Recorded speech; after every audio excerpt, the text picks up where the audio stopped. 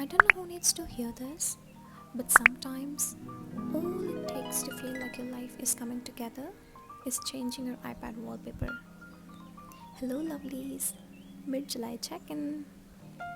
You know when everything feels a little downhill, right? That's when I know it's time for an iPad refresh. So I headed straight to Pinterest, my safe space for fake productivity. I decided the color theme to be blue. Resetting the iPad mid-month hits really different. It's like a soft reboot for my brain. Now look at all these crazy, perfect, tiny little shots. These blues can for sure set the vibe just right.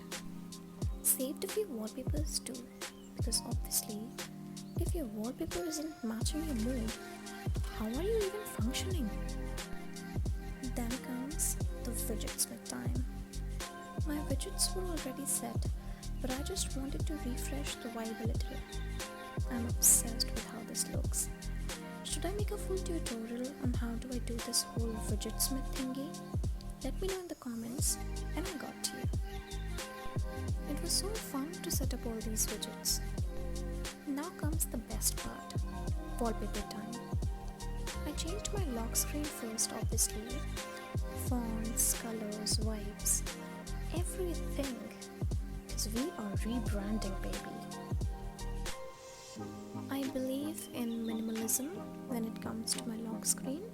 Hence, I did not add any widget or so on my lock screen. Just changed the color in font a bit. And after that, I picked a home screen that matched.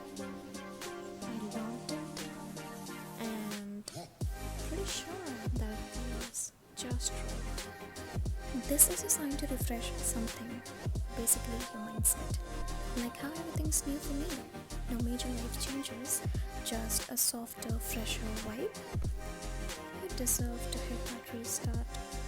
Bye bye. Follow for more cozy digital resets.